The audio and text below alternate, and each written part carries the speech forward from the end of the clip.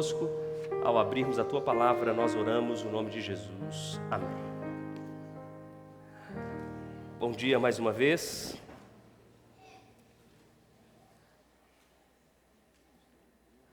Nós estamos em uma série de estudos com base no livro de Atos.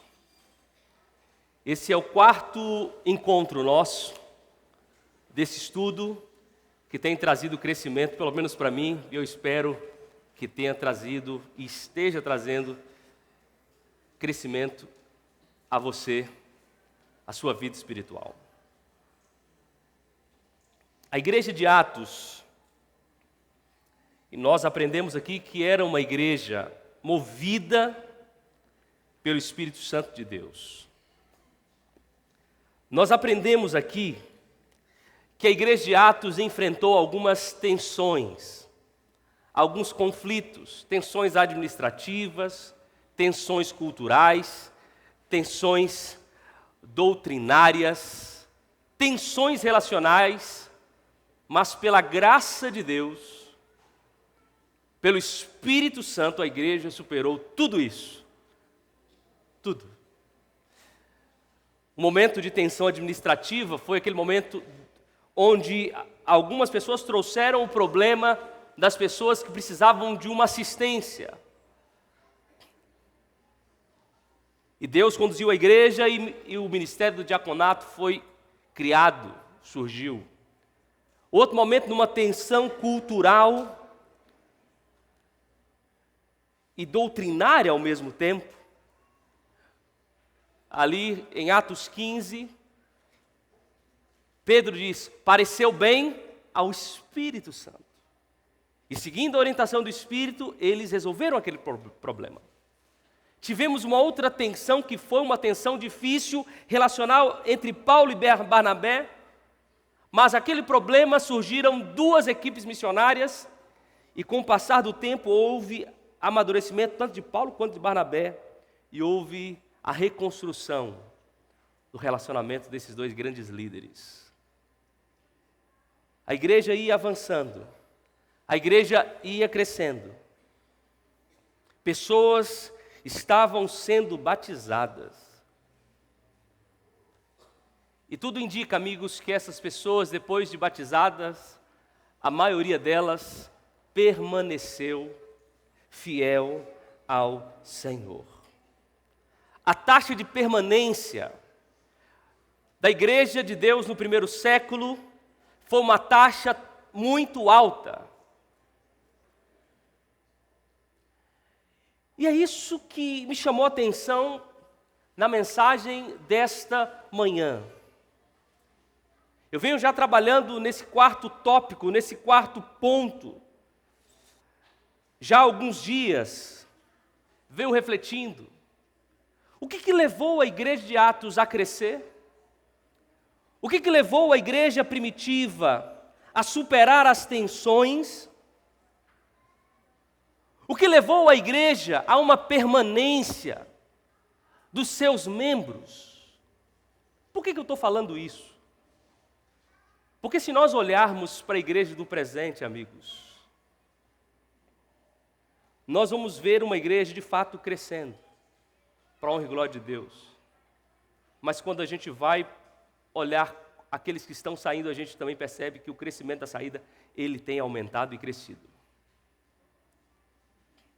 Muitos têm entrado, muitos têm saído. E esta é uma preocupação da liderança da igreja, dos administradores da igreja. E essa deve ser a minha e a sua preocupação.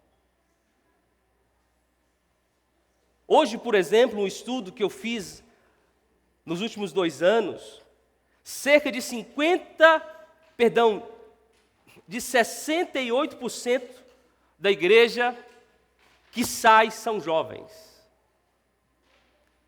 Esse mesmo grupo representa 70% dos batismos, mas também representa quase 70% das saídas. Eu sei que quando nós trazemos esse tema e essa discussão, a gente começa a olhar os culpados. Na verdade, com todo respeito, com muito carinho, a gente muitas vezes tenta transferir a culpa para isso, para aquilo, mas na verdade a culpa muitas vezes pode ser nossa, pode ser pessoal. Mas eu diria que essa não deve ser a nossa preocupação.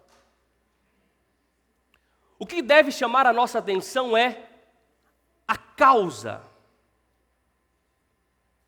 Por que estamos perdendo tanta gente? O que tem fundamentado a saída? A busca da causa serve também para um fortalecimento pessoal. Serve para um fortalecimento individual.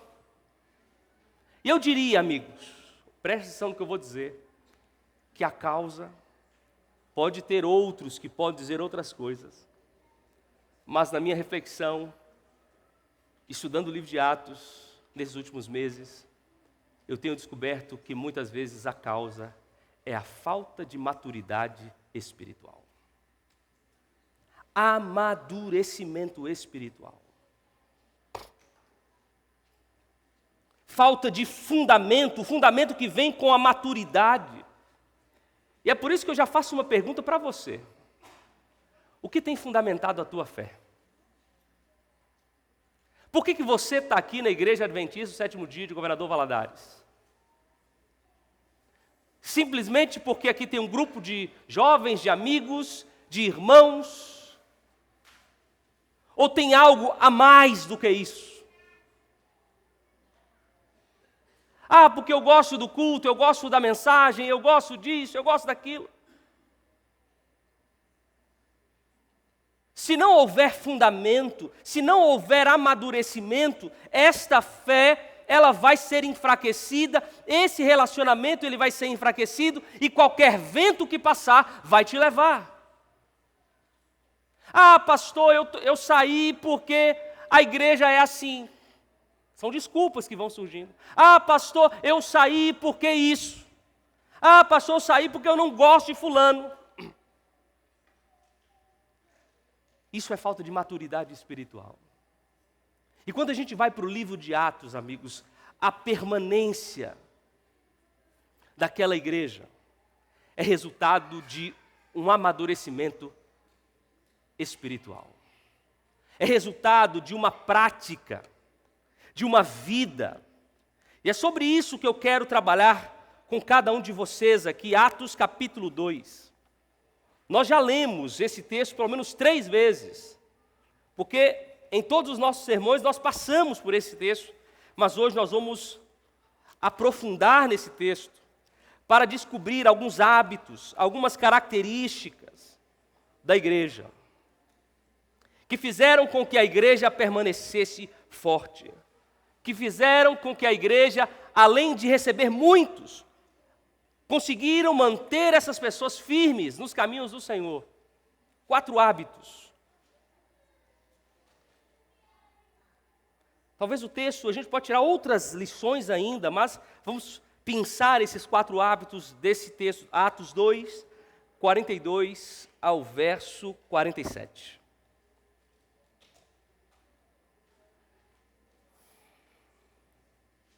Eu vou ler na Nova Versão Internacional.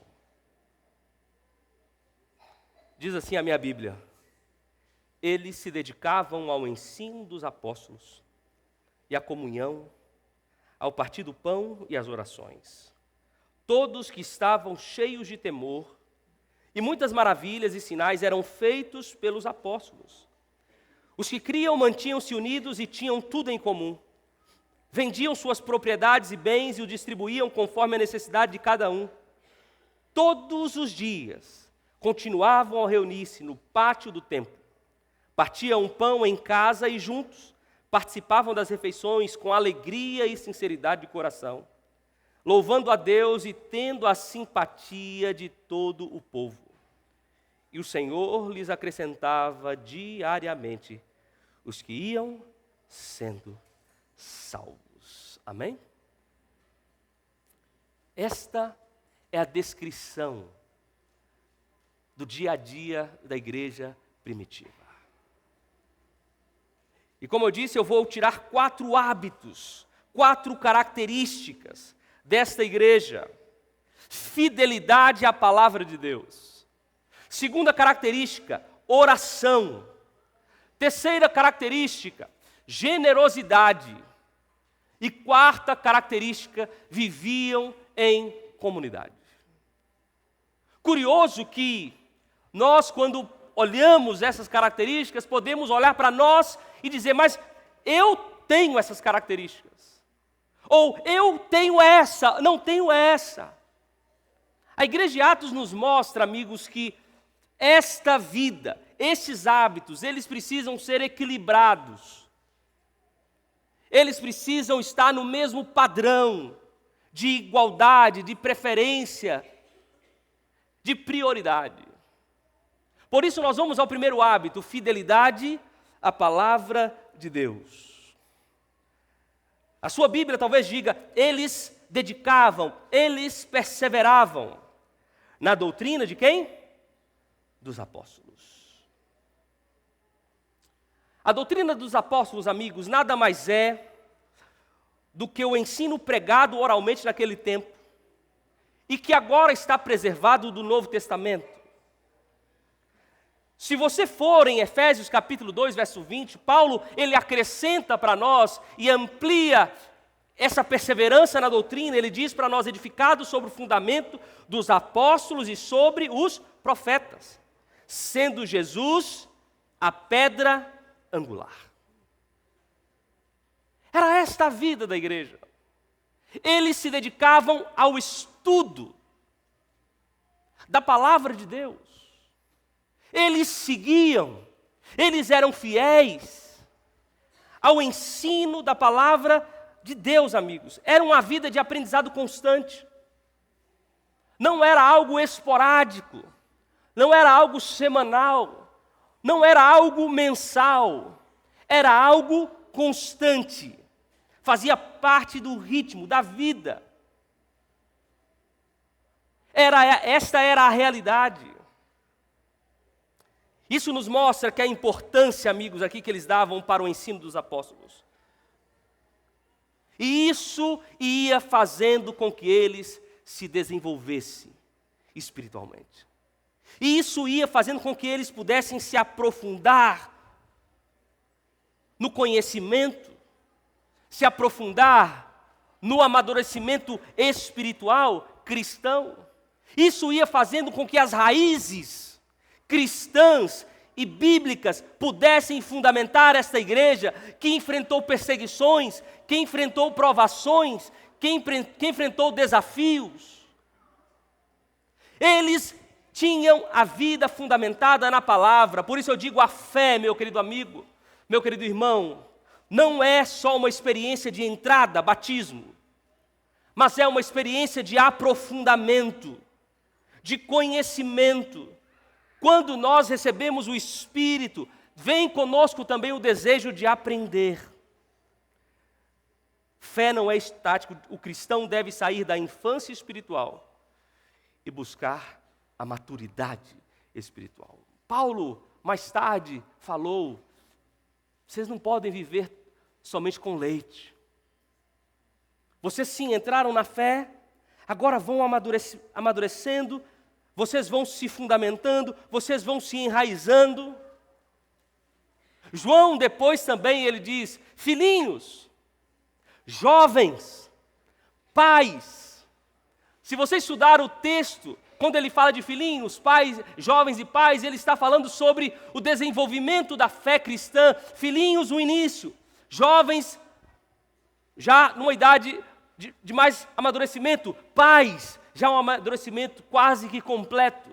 Apesar de que o amadurecimento e o estudo da palavra, ele não acaba nesse mundo de pecado. A ausência de crescimento espiritual que vem da falta do conhecimento gera imaturidade, vulnerabilidade, apostasia. Se não buscamos crescimento, ficamos estagnados. E quem para de crescer, começa a morrer espiritualmente. Isso é sério. Nós precisamos entender esse ponto. Porque se você não está sendo fundamentado na palavra, se você não está perseverando na doutrina dos apóstolos, você vai morrer espiritualmente. O que acontece aqui vai perder a graça para você. E você talvez vai sair daqui em busca de emoções, de situações, de uma experiência, mas o que sustenta a fé cristã é a experiência diária de estudo, de fundamentação da palavra de Deus. O cristão forte é aquele que faz do estudo da Bíblia e da doutrina um hábito, não um evento. Não conseguiremos força espiritual simplesmente com esse alimento do sábado. Isso não nos sustenta, isso não nos mantém. Por isso, meu querido amigo, nós precisamos de amadurecimento, nós precisamos de crescimento, nós precisamos de estudo, nós precisamos perseverar na palavra. E eu quero deixar aqui um exercício para você. Uma ideia para você. A igreja, ela desenvolve diversos métodos para que você possa estudar a Bíblia. Lição da escola sabatina, guia de anos bíblicos, outros que complementam esse estudo, que não deve substituir o estudo da Bíblia, escritos de Ellen White. Se você quer permanecer na fé, se você quer maturidade espiritual, você precisa habituar-se a estudar a palavra de Deus. E uma dica, uma ideia para você, eu sei que é difícil nesse mundo corrido, mas você precisa priorizar se você quer se manter firme, você não quer ser levado por qualquer vento. Acorde um dia mais cedo, uma hora mais cedo. Eu sei que é difícil, amigos, mas isso está relacionado à nossa vida espiritual, com a nossa salvação. E nessa hora, eu vou deixar aqui uma dica: 10 minutos orando, cerca de 20, 25 minutos refletindo na palavra de Deus. Pegue um livro da escritora Ellen White, mais uns 20 minutos, e uns 15 estudando a lição. Talvez no início isso vai ser difícil para você, vai ser complicado, mas conforme o amadurecimento vai vindo, você vai perceber que uma hora é pouco. Você vai falar assim: não, de manhã eu faço isso, de noite eu faço isso, para tentar equilibrar, porque uma hora é pouco. Aí alguém pode dizer: pastor, você citou Ellen White aí. Eu não concordo com Ellen White. Na verdade, quem não concorda é quem não conhece. Leia. Você vai conhecer, vai perceber que ela não substitui a palavra. Ela não contradiz com a palavra. Ela não está no lugar da palavra. Então crie esse hábito. Semana que vem vamos ter um encontro, trabalhando esse assunto. Estude a palavra para estar fundamentado e para ir a amadurecimento, amadurecendo-se espiritualmente. Olha o que Ellen White diz, amigos: os que se esforçam por obedecer a todos os mandamentos de Deus defrontarão a oposição e o escárnio. A fim de suportar a prova, devem compreender a vontade de Deus, conforme revelada em sua palavra. Só poderão honrá-lo se possuírem correta concepção de seu caráter, governo e propósito, e se agirem de acordo com estes. Pessoa alguma, a não ser os que fortaleceram o espírito com as verdades da Bíblia, poderão resistir no último grande conflito. É a fundamentação na palavra, é o hábito do estudo da palavra que vai sustentar a sua fé. E foi isso que a igreja primitiva fez: fidelidade, comprometimento, perseverança, buscando enraizar uma identidade em Cristo e em sua palavra, que fizeram com que eles permanecessem firmes diante dos desafios da vida. O segundo hábito, amigos, está no hábito de perseverar na oração. A igreja primitiva não apenas possuía uma teologia de oração. A igreja primitiva, ela vivia em oração.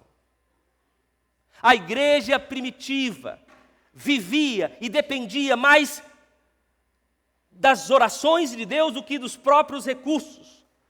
Se você olhar em todo o livro de Atos, você vai perceber uma igreja sempre orando, uma igreja sempre reunindo, uma igreja sempre resolvendo os problemas, uma igreja buscando a bênção, sempre através da oração, porque a oração sustenta. A oração, como diz, é a respiração da alma. Você pode viver sem alimento algum tempo. Você pode talvez viver algum tempo sem água, mas você não vive muito tempo sem respirar. Se você quer permanecer firme espiritualmente, você precisa orar. E é curioso, amigos, o estudo da palavra é Deus falando conosco. Deus revelando a sua vontade a nós. A oração é nós indo à presença de Deus, falando com Deus. A oração precisa ser um hábito. Nós talvez temos uma boa teologia sobre a oração, mas nós não temos uma experiência e uma vida de oração. Talvez seja por isso que nós estamos tão fracos. Talvez seja por isso que nossa vida espiritual está sem graça. Talvez seja por isso que nós temos dúvidas, situações, circunstâncias que têm atrapalhado a nossa fé.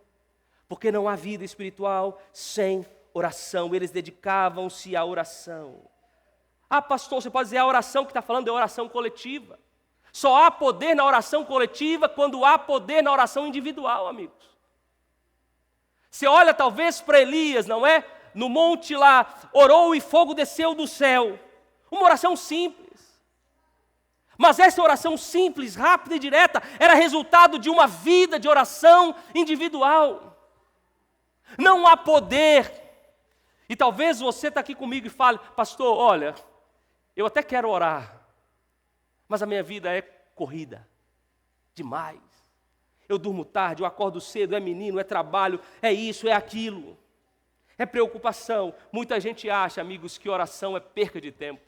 Como disse esse autor, olha só, Spurgeon, às vezes nos achamos ocupados demais para orar. Esse é um grande erro, pois orar, o que acontece? Economiza tempo. Você quer ter uma fé firme? Você quer ter uma fé fundamentada? Você quer ter uma fé forte? Você precisa tirar tempo para orar. E não é aquela oração rápida. Não é aquela oração egocêntrica. Não é só aquela oração egoísta.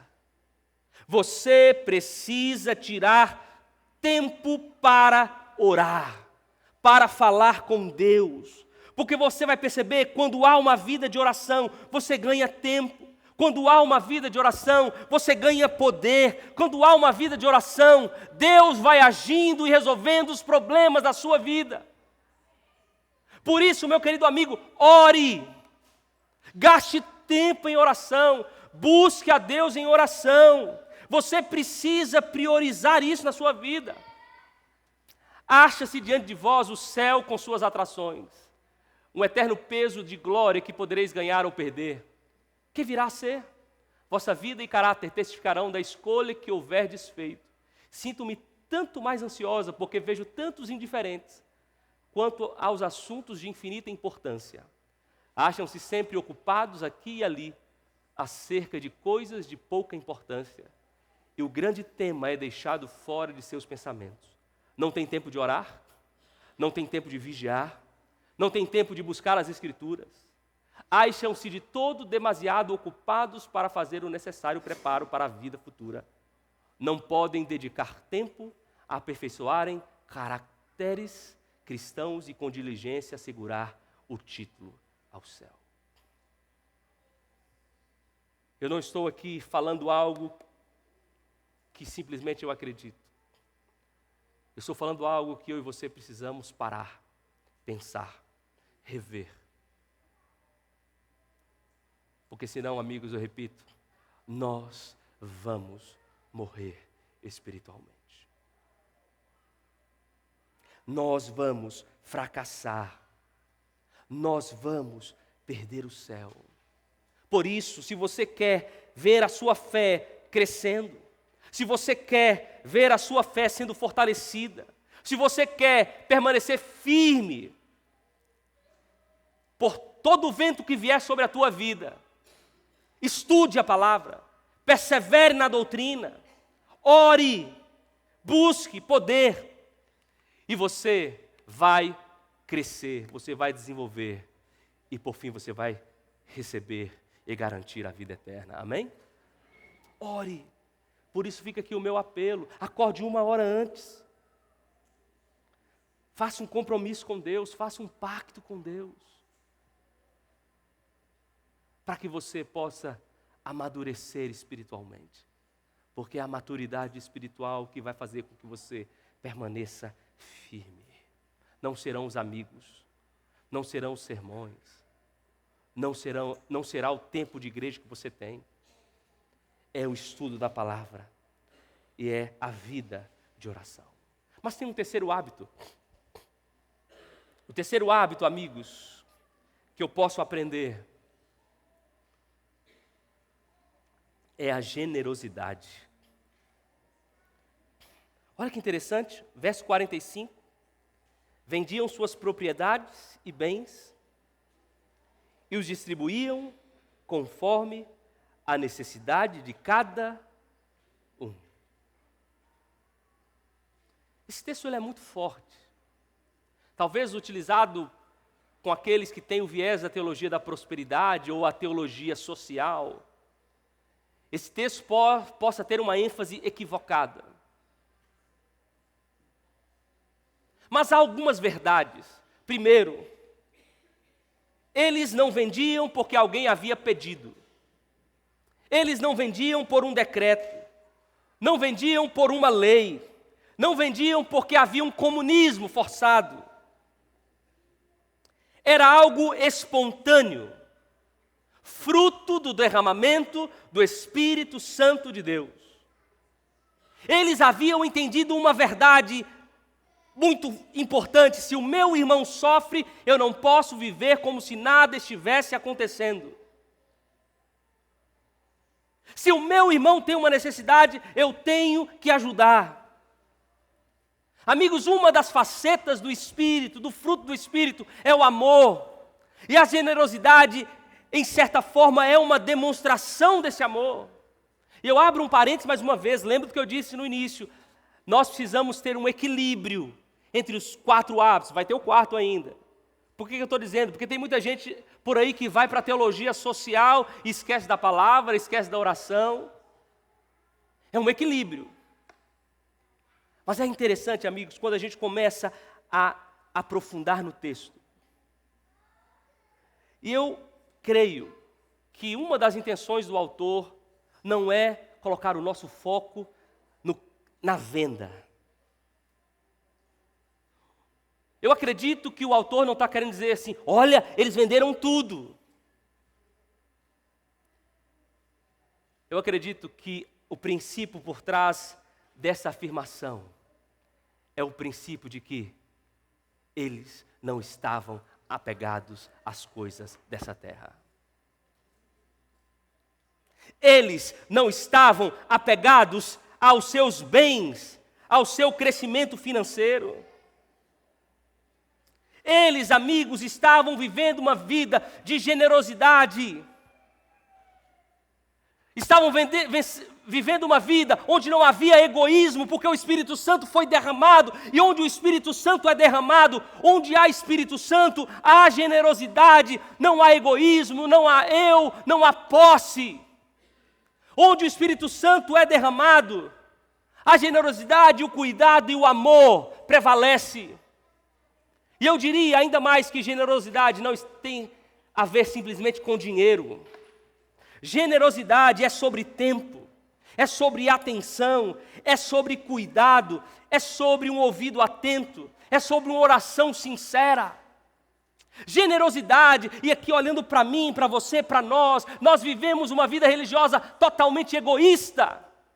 A gente vem para a igreja sábado pela manhã, e vai embora, e a gente vai viver para satisfazer a nós. Eu vou almoçar, eu vou viver só com os meus amigos, vou viver para viver a minha vida. Generosidade não é simplesmente sobre dinheiro, é sobre tempo, é sobre cuidado, é sobre atenção. Quantas pessoas nós temos nessa igreja que não estão vindo mais nessa igreja e que nós precisamos cuidar delas?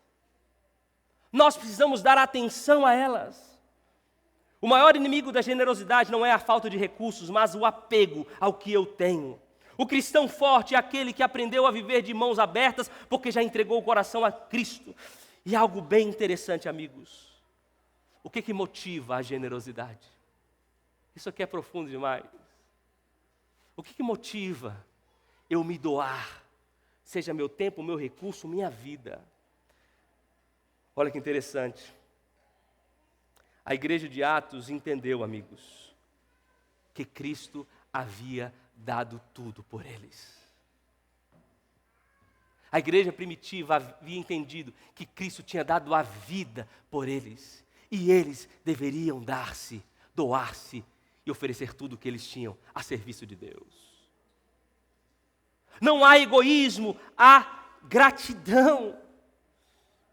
Você só será radicalmente generoso quando entender o quanto já recebeu em Cristo. Ou seja, a raiz da generosidade não é a lei, não é o mandamento, é a graça recebida.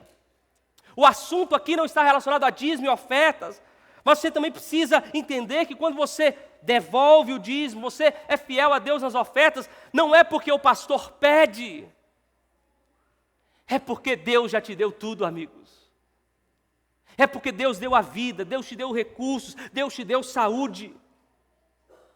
Cristo me deu tudo e eu vou dar tudo o que eu tenho para Deus. Por isso, nessa manhã, se você quer crescer espiritualmente, além de ser fiel à palavra, além de orar, você também precisa ser generoso.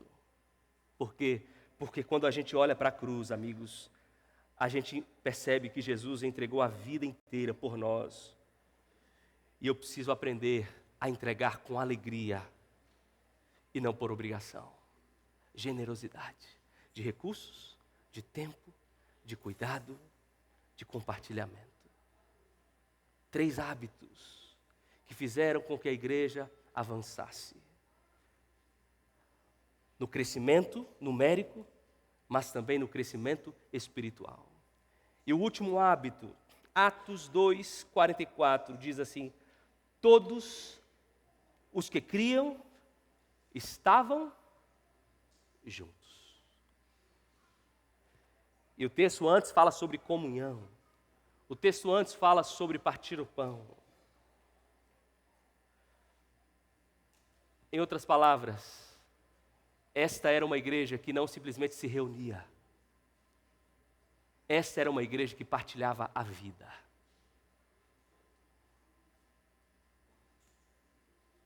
Essa era uma igreja que vivia em comunhão, em relacionamento. E a palavra comunhão utilizada é a palavra koinonia. Você já ouviu essa palavra? Ela significa compartilhar vida, compartilhar dores, alegrias, abrir o coração e a mesa. Eles comiam juntos. Eles viviam juntos. Meu querido amigo, meu querido irmão, a vida em comunhão, a vida em comunidade é uma vida necessária para o fortalecimento espiritual. Nós viemos aí alguns anos, poucos anos, de uma pandemia que levou-nos a viver em casa, separados, isolados. E muita gente ainda acredita que a fé individual, ela consegue força. Muita gente ainda acredita que uma fé em casa, eu acredito em Deus. Eu vivo aqui, está tudo certo. Quando nós olhamos para a igreja de Atos, a gente percebe, a gente aprende que uma fé compartilhada, uma comunidade, é uma comunidade que se fortalece juntos. Por que eu estou dizendo isso, amigos? Porque quando você entra na igreja, Na escola sabatina você já começa a ouvir um irmão testemunhar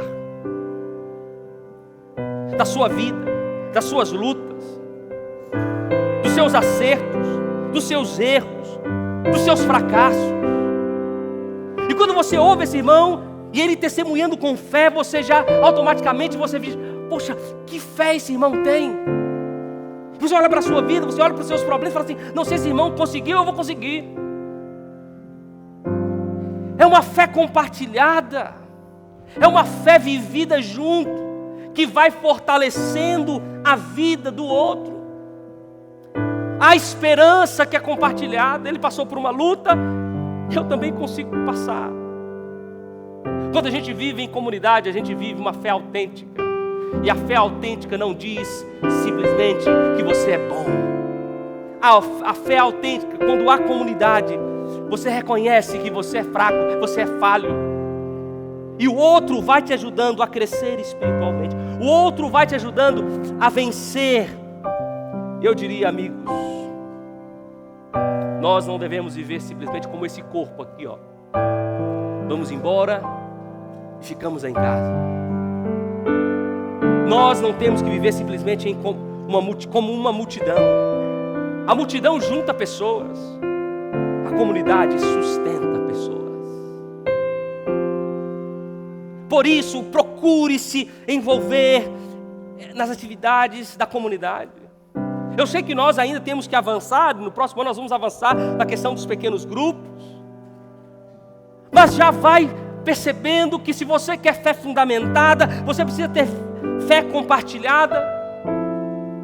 Se você quer ser forte, você tem que estar junto, você tem que estar misturado, você tem que estar conversando, porque é assim que você vai se fortalecendo. Por isso, vá, cresça e avance. Como eu disse, amigos, passe o próximo slide, por favor. A vida em comunhão é um presente da graça de Deus. Olha o que diz esse texto: o fato de, no tempo que vai da morte de Cristo ao dia do juízo, cristãos já poderem viver em comunhão visível com outros cristãos, é simplesmente uma graciosa antecipação das coisas do fim. Deus, em sua graça, permite que nesse mundo uma comunidade cristã se reúna visivelmente em torno da palavra de Deus. Nem todos os cristãos têm acesso a essa graça. Ele cita alguns exemplos: os encarcerados, os enfermos, os solitários na dispersão, os pregadores do evangelho em terras pagãs. Todos estão sozinhos. Sabem que comunhão visível é graça. Por isso, esse é um presente que Deus está te dando. Uma vida em comunidade. Meu amigo, minha amiga, meu irmão, minha irmã, a mensagem é essa. Uma mensagem simples, mas uma mensagem fundamental para a tua fé. Essa não é uma mensagem do pastor Raissan. Essa é uma mensagem bíblica. Essa é uma mensagem de Deus para você. Faça um compromisso de ser fiel ao estudo da palavra. Faça um compromisso de perseverar e ter uma vida de oração. Faça um compromisso de ser generoso e vencer o seu eu, o seu egoísmo, o seu ego, o seu egocentrismo. Faça um plano com Deus essa manhã e busque todas as formas possíveis para viver em comunidade, seja na classe de escola sabatina, seja na vida, seja em algum departamento da igreja. Porque isso vai te sustentar, isso vai te manter firme, isso vai manter você forte enquanto a aprovação aparecer, isso vai te manter firme quando o inimigo vai estar lutando contra a sua fé. Não desanime-se, força, foco nesses 4 princípios. Por isso, essa manhã, que você possa deixar o Espírito Santo falar à sua mente. Eu vou cantar novamente aquela canção. Cada momento foi uma pessoa cantando. Hoje seria a Jasmine. Só que a Jasmine está com a voz ruim, sobrou para mim. Mas tá bom. Que você não olhe o cantor, mas que você olhe para você e permita que o Espírito Santo esteja com você.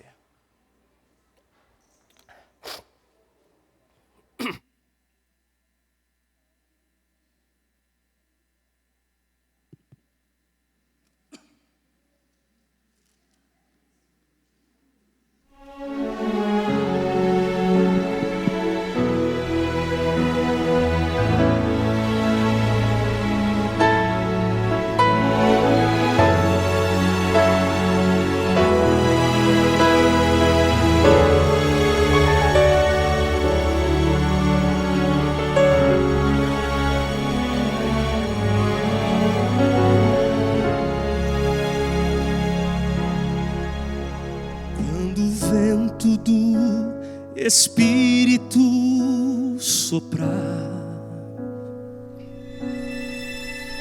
uma chama viva vai aparecer.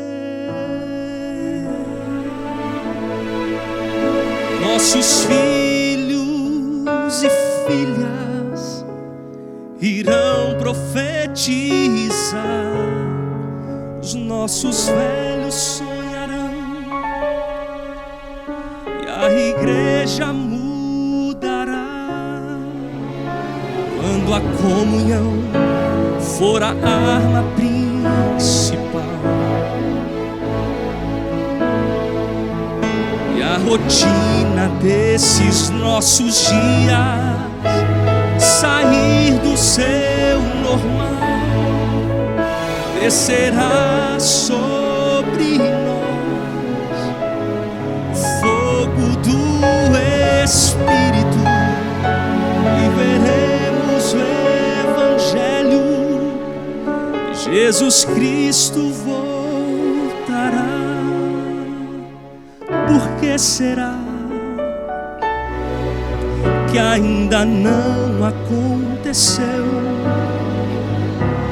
Por que razão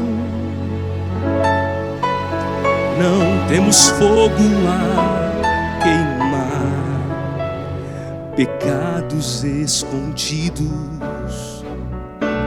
uma fé adormecida, mandamentos que insistimos em quebrar. Por que razão? Por que será? Temos tudo nas mãos, mas falta fogo no altar.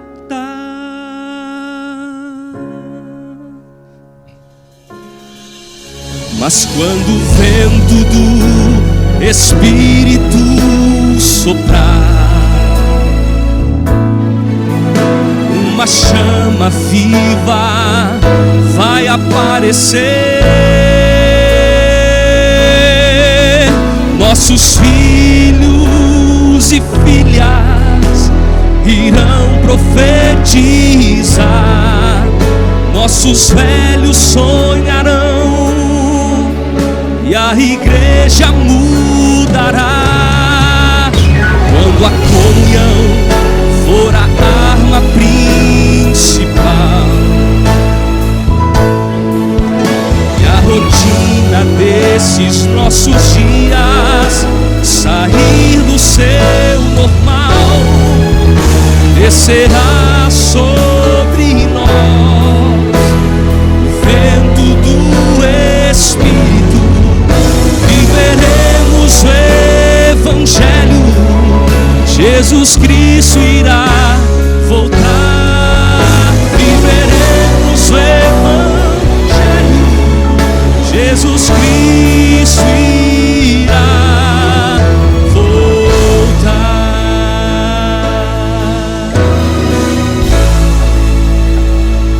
Vamos ficar em pé, vamos falar com nosso Deus. Querido Deus, nessas últimas semanas nós temos estudado a Tua Palavra, especialmente esse livro, o livro de Atos. Ó Deus, cada encontro, cada ensino, o Senhor tem tocado no nosso coração. A gente tem percebido situações, detalhes em nossa vida que precisam ser mudados para que possamos receber o Teu Santo Espírito. Se nós queremos ser a igreja de Deus, se nós queremos ser o povo de Deus, nós precisamos desse derramamento sobre cada pessoa, sobre cada um de nós. E nessa manhã, Senhor, nós também aprendemos que precisamos desenvolver alguns hábitos que talvez tenham sido negligenciados por nós, porque nós colocamos outras prioridades, outras coisas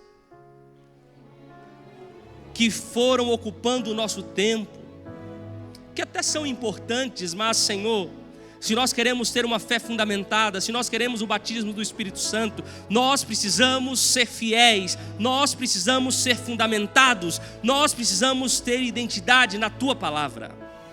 Por isso, Deus, que nós possamos, manhã após manhã, estudar a Tua palavra, aprender mais sobre Ti, para termos uma maturidade espiritual que vá nos sustentar em meio aos ventos, às provações e às lutas da vida.